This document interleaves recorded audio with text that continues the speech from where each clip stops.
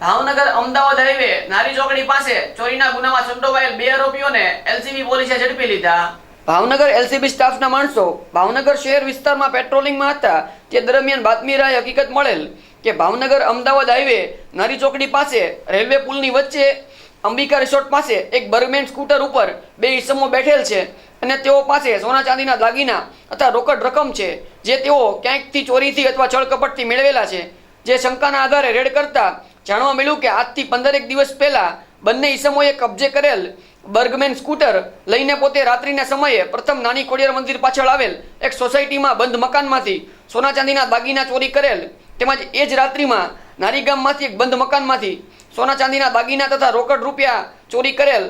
જેના આધારે અગાઉ ચોરીઓના ગુનામાં પકડાયેલ આરોપી આદિલ ઉર્ફે તપેલી અને મહેબૂબ ઉર્ફે દીકુ બંને રહે કુંભારવાડા ભાવનગર વાળાને સોના ચાંદીના દાગીના રોકડ રૂપિયા તેમજ મોબાઈલ ફોન સહિત કુલ રૂપિયા 8,60,510ના મુદ્દામાલ સાથે ઘરફોડ ચોરીના ગુનામાં ઝડપી લઈ તેના વિરુદ્ધ ધોરણસરની કાર્યવાહી હાથ ધરી હતી। ચાલુ છે।